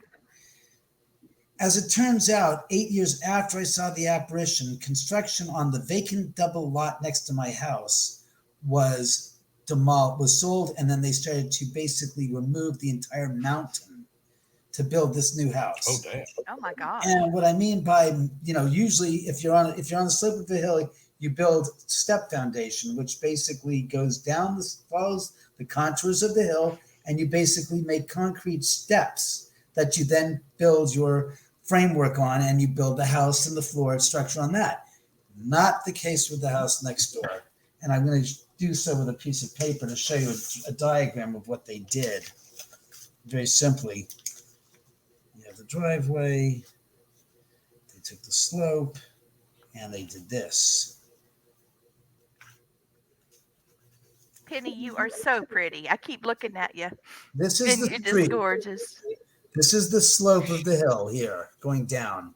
Got it. What they did was they went and it went straight down 60 feet and removed this entire wedge. Sorry, this entire. Oh, I portion of the earth. see. Oh my And put in gosh. caissons running all along the street, 80 feet that were going 60 feet down to the ground, and then another 30 feet into the ground. That they had these 3-foot diameter concrete concrete stanchions going all the way down. They then put a concrete wall. And as I said, this entire piece of the hill is gone. So they built a flat concrete pad and built the house. 8 years after Jay's apparition showed me that construction, he wasn't pointing at the driveway. He was pointing at the soon-to-be construction 8 years before they demolished the mountain. And my house suffered structural issues because they literally had earth-moving equipment there, shaking Oh the no. earth as they're removing all this earth. That's why I said free will, Shmeewill. He saw and knew the future 8 years before they began to nail this monstrosity next to him. You met So if something. you have free will, he couldn't come up with a story of what's going to happen unless he knew. Meaning, as Shakespeare said, we are all but players upon the stage. We have our entrances and our exits. It's all been done before. What we're doing is just going through the motions. And again, because human beings have to feel comfortable. What's the most comforting statement you can make to somebody? Say to somebody, you have free will. No, you have free will.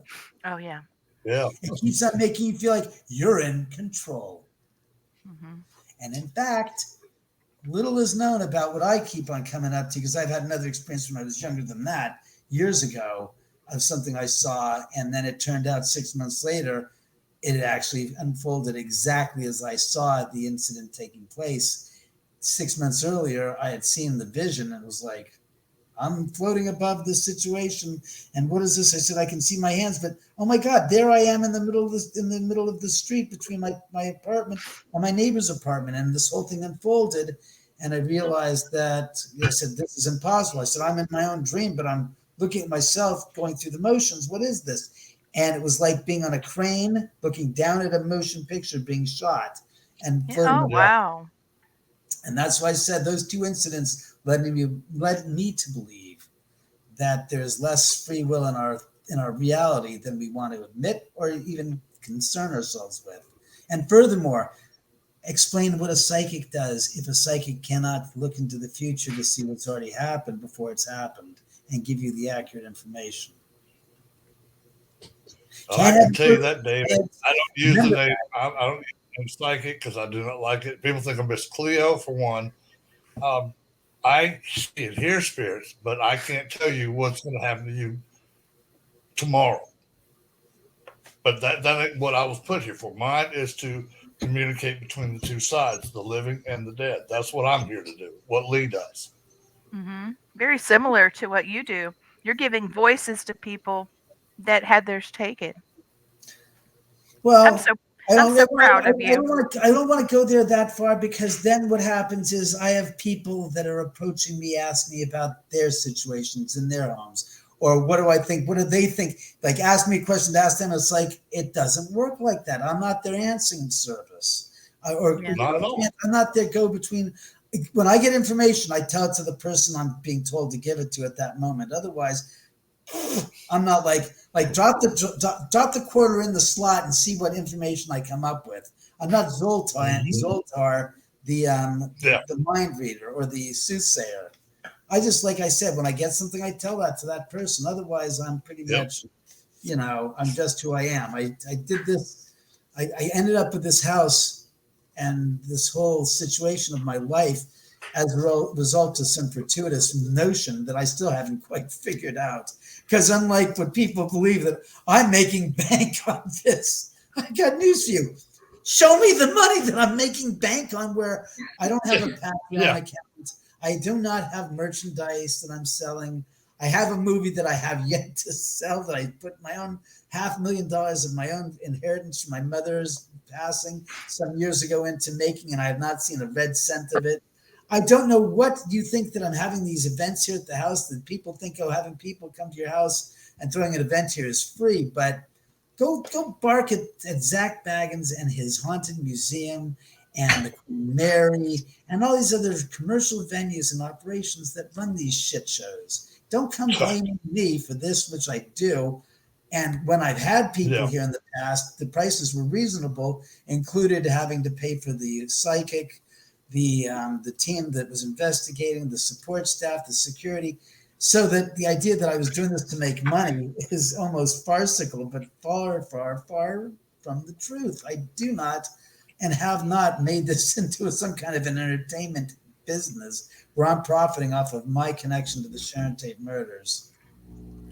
David, me and you would come out there for free. I wouldn't charge a dime because I've never charged a person in my life.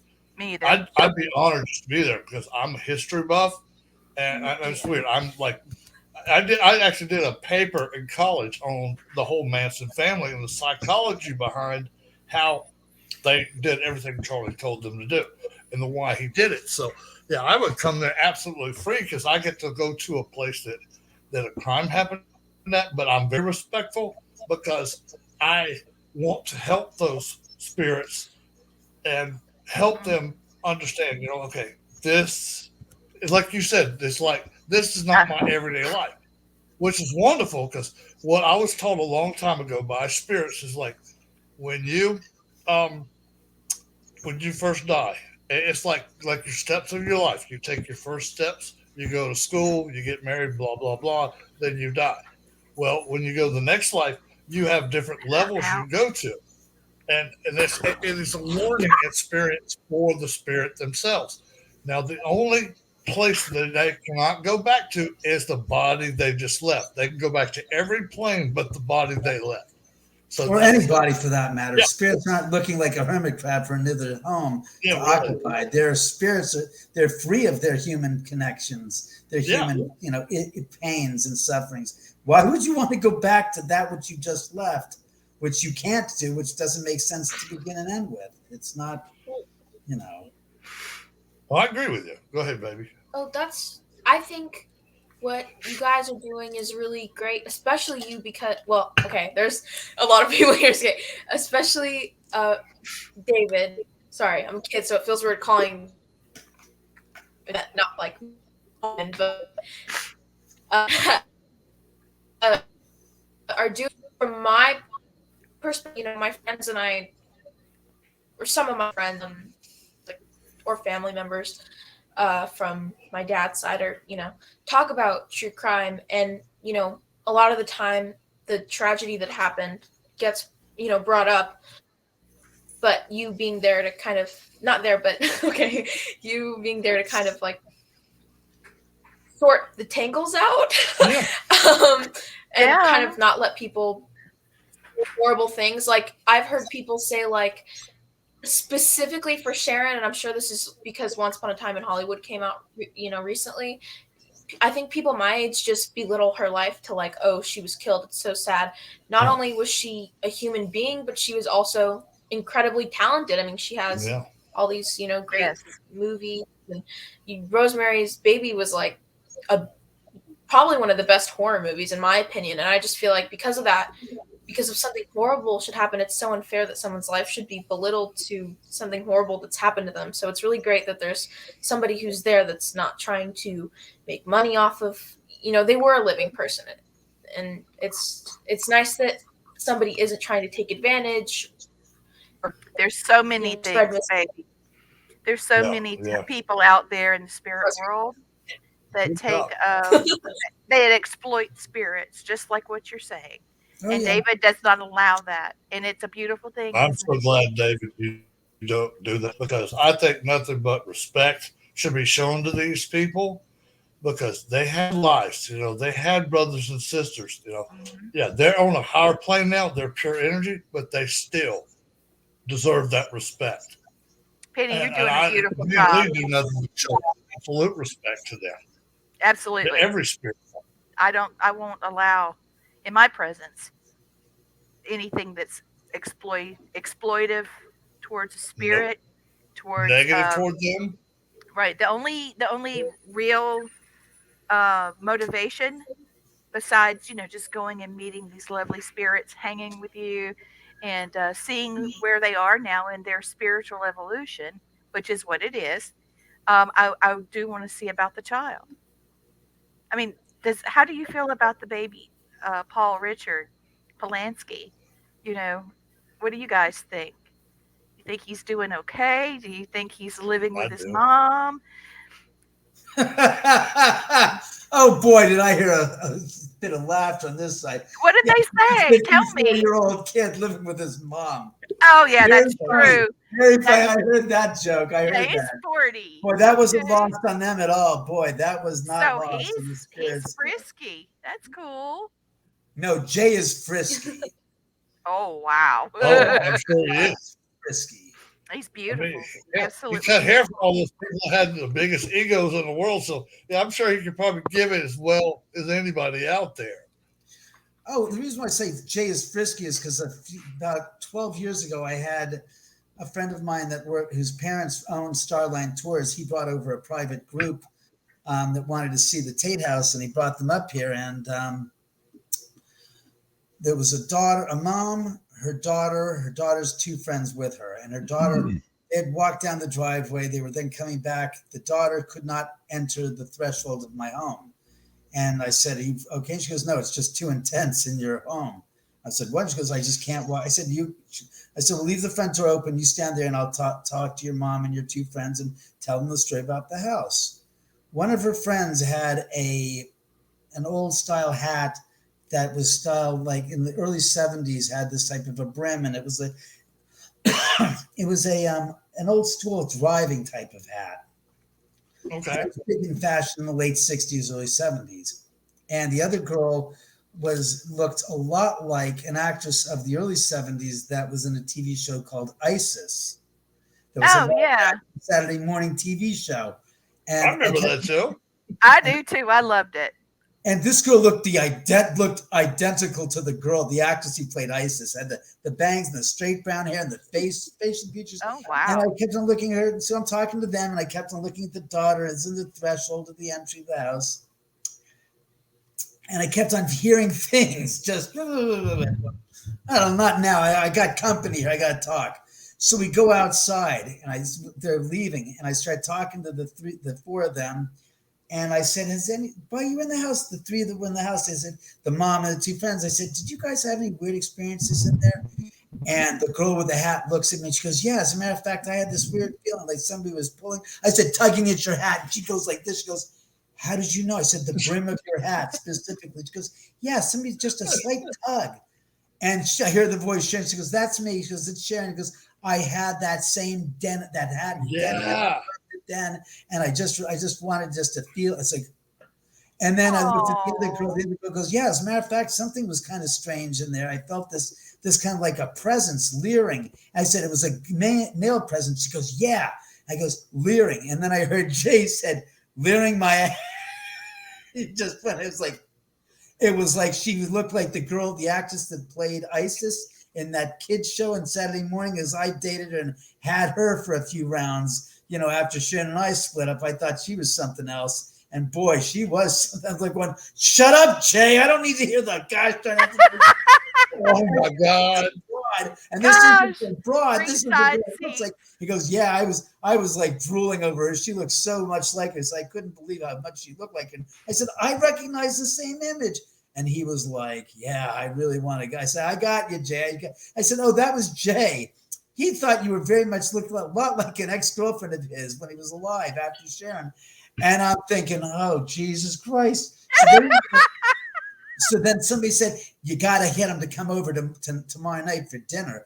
So I said, are you stupid? I'm not going to do. So I said, here's my business card. Give me a call if anything interesting should come up. And I leave it at that. The following day, like midday, like early mid-morning, I get a call and it's like, hello, hi, David, this is such and such. I'm the woman who's brought my daughter and her two friends to your house yesterday with Michael. I said, yeah, I remember. He goes, I have to tell you, I talked to my grandmother last night and told her the experience we had when we were at your house yesterday. I said, yeah. She goes, my grandmother tells me that my mother and our family used to hang out with Sharon Tate's mom and her family when we lived in Texas in the early 60s. Holy shit. And I'm like, really? She goes, oh, yeah. So I said, oh God. I said, do you guys got to come over for dinner? I said, we got to make arrangements for you guys to come back then. I said, that's a whole new. So they ended up coming back. They came, the four of them came, well, the four and the husband came to dinner that night. And we're sitting at the dining room table, and it's in the book. There's a glass, we have glasses of red wine all around the table for the six of us. And in between the daughter and her daughter's friend, a glass of wine slides across the table about that far, about 6 to 8 inches across the table on its own. And it's a glass table, and it's a crystal glass goblet. And I see the wine going like this from one lip rim to the other lip rim, and then it slowly calms down. And I'm like, I looked at the table and I said, well, now I've seen everything.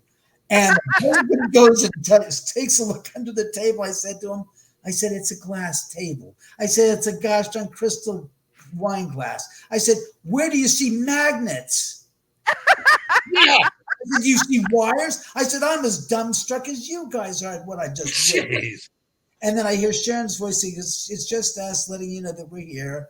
And I'm like, okay, I got it. That's cool. She is a very gentle person, isn't she? Just Yeah. really kind, very I gentle. thought I told you you first on the show, baby. Oh yeah.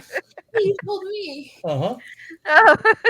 By the way, Sharon had nothing to do with Rosemary's Baby. She was that was Roman's directorial piece of work. She was not. She was. Wasn't he really filming that when she died anyway, I think? Or he was filming something else before he filmed was that. working on another film, but it wasn't Rosemary's right. Baby. That was already out in the theaters by that time. But I do want to ask about Abigail's boyfriend, Wojciech Wojtek. Frykowski. Yeah. Yes. I mean, he's a big guy. He was supposed to be protecting Sharon. You know, that's a total misnomer. I don't know who came up with that myth that he was there to protect them. What that came about is that Roman was leaving to go to New York to work on a film. Sharon was 8 months pregnant. They had already been living there at the house when Sharon and Roman were gone during earlier that summer. When they came back, Roman had to jet off and take off and do some work. Abigail and Roman were asked to stay there, not to protect against harm, but to protect against her water breaking. And then Sharon, being in an incapacitated state, having no way to get herself down to the hospital to give birth. That's what I thought they too. wanted them to be there in case something happened, because when they lived up here, it wasn't exactly as densely populated as it is today. And for the ambulance to go from the hospital all the way up here would have taken 20 minutes. And that's why they said if something happens with Sharon, someone is there at the house that can take care of her. That's what they protect. Have you had any interaction with him? Because he seems like an endearing person. I mean, as I read him in a book, who knows if the book was right? Because every book I pick up is different. You know, exactly. Everybody's got their agenda, and you can't sell the same news story over and over again and expect people to buy it, because no one's going to buy yesterday's news repackaged. Yeah. So they have to come up with their own new. I found this information. Like I spoke to this person. How many years later after this person's dead, you're going to get information that's really going to be, but it's riveting. Of course it is. It's hyperbolic. It's made to sell. The truth be damned. By the way, they did a hit of acid and then went and killed these people. I mean, what in the world? Nobody in the world has killed anybody by being on acid. You want to talk about that little thing first? First, let me back up. Please. A good movie to see for Jay Sebring would be Cutting to the Truth, produced by his nephew, and it's a phenomenal documentary. And I think that really tells a lot about Jay Sebring. As far as Wojtek's concerned, I have not personally seen anything of him myself. But back to the thought of acid and drugs, and people killing people. Let's be serious. The closest you can get to somebody having a mental breakdown of that level would have been angel dust or PCP. Those were cases where people did those drugs and had hallucinations beyond repair and did.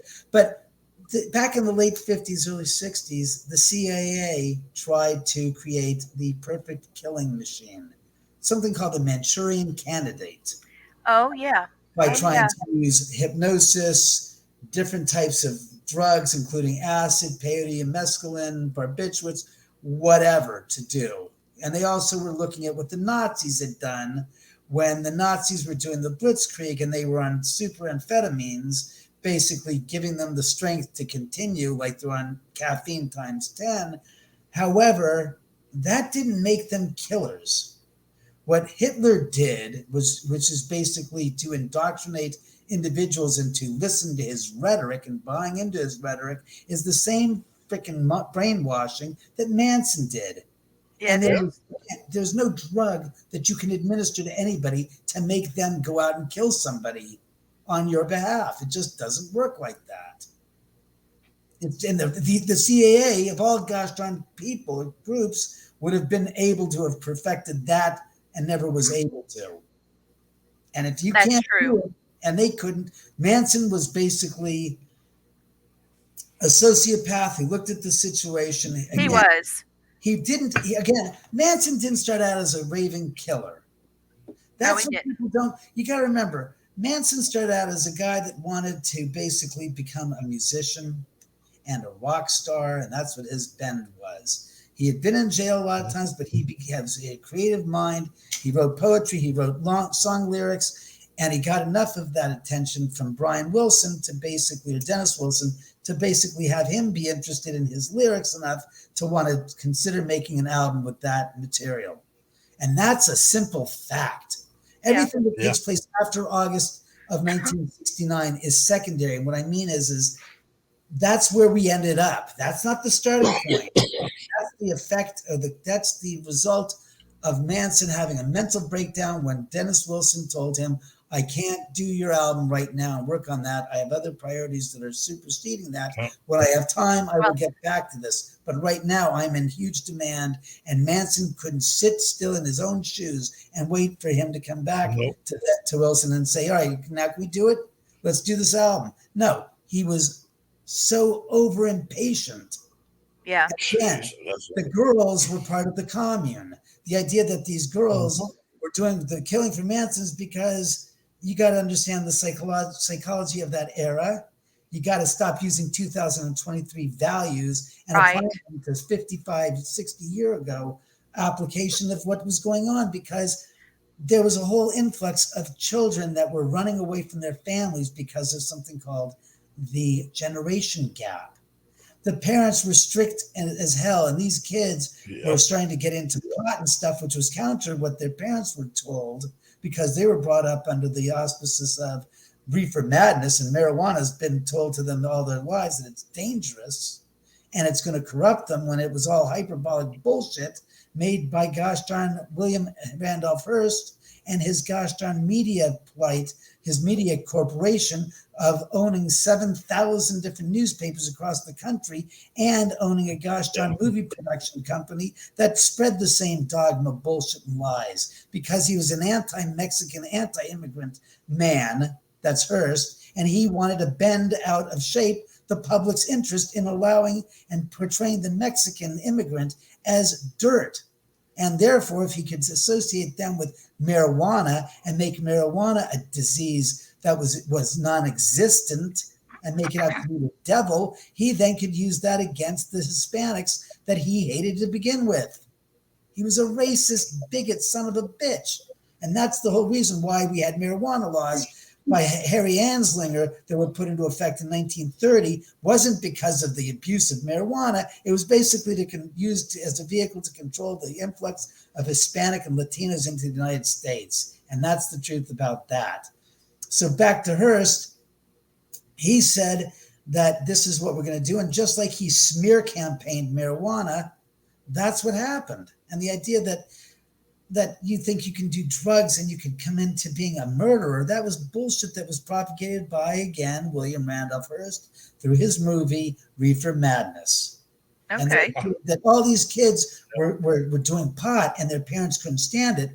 I had a personal experience with my friend's older brother, and I saw this happen. My friend's father, when he got home from work and had his drink and got done with his drink, then had to take his belt out of his loops around his waist and thrash his son, his eldest son, within an inch of his life with a leather belt, where I saw the welts on the kid's back and ass because the father had gone to town on him. And that's why these kids ran away from home, because they couldn't stand the fact that corporal punishment in the household was the name of the game and discipline at homes.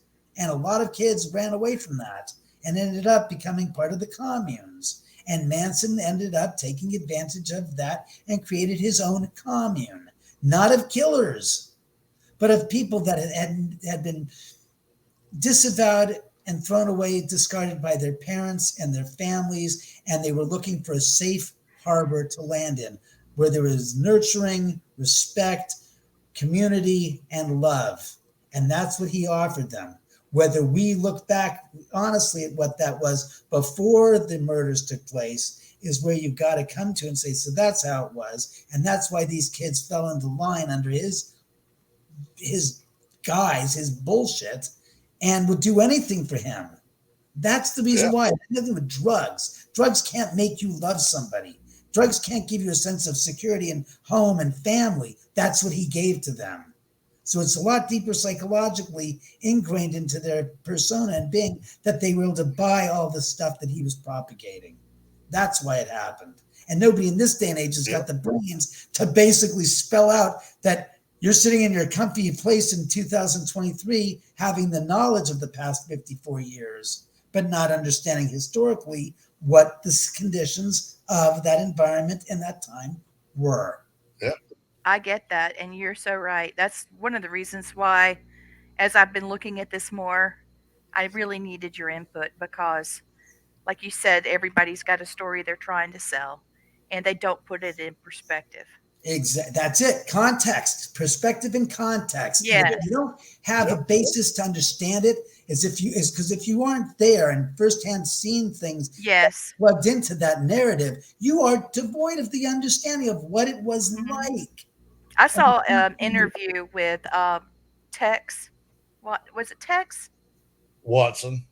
I think it was, and he was talking about the beauty of what the whole family was, and there were videos that they had taken. All of them taking baths together and swimming in the swimming hole naked. Yes. Yes, I've seen that. That's the Manson documentary, Manson, that we're speaking of. I just saw it. I thought so. Listen, you've got another lady, Carol. She said so exactly true, David. She's right there with you. We only have about 5 minutes left in the show. I would love to have you back. Love to have you back. I would love to come to see your house. And you're invited. I just told you. You got the invitation for all three of you. Thank you. All four of you, right? Yeah, we can do it. I'll be there. I got to go see this lovely young lady too. So that gives me a good reason to come visit you too, David. Yeah, sweetheart. We'll do a live show from here. Come on. Yeah, we could do that, sweetheart. Penny, you were a rock star tonight. Yes, you are better than most people that have their own shows, and you're just getting started. Well, I appreciate that. Yes, I'm not looking forward to having my own show. Thank you very much.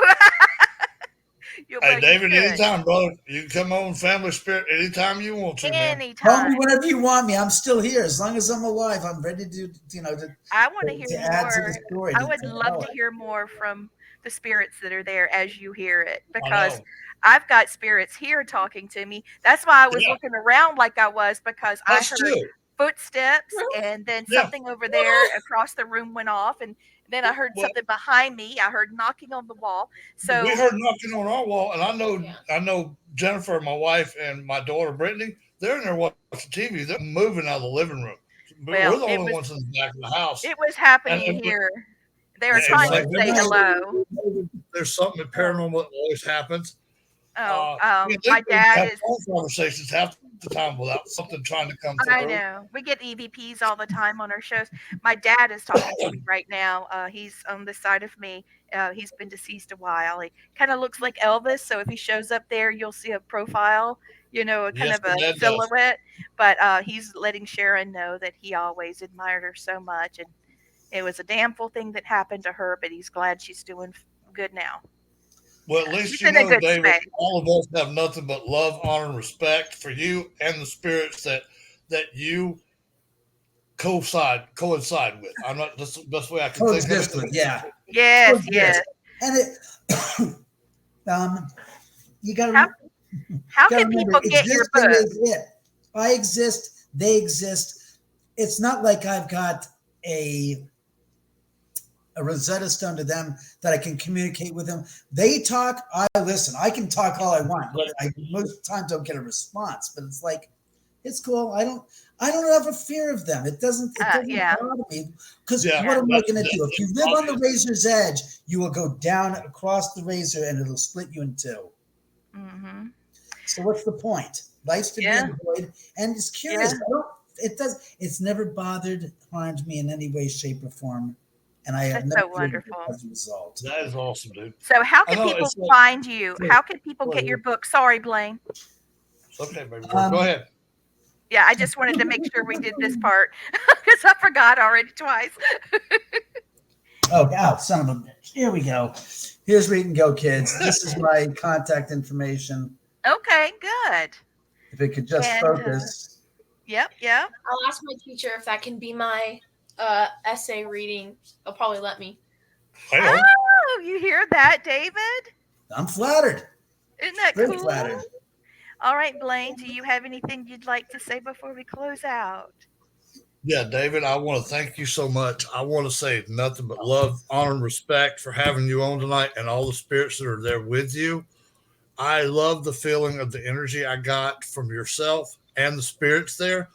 They Yes. know that we're nothing but honoring them, nothing but respecting them, and nothing but love for them. And I thank you so much for taking your time out to come on the show with us. And I want to thank my granddaughter Penny for actually being on the Penny! show. I'm just a proud grandpa, and I got to have my baby, my grandbaby on the show with us. David, thank you so much. Well, Honorable and nice, Penny, and yeah. looking to hopefully at your house soon.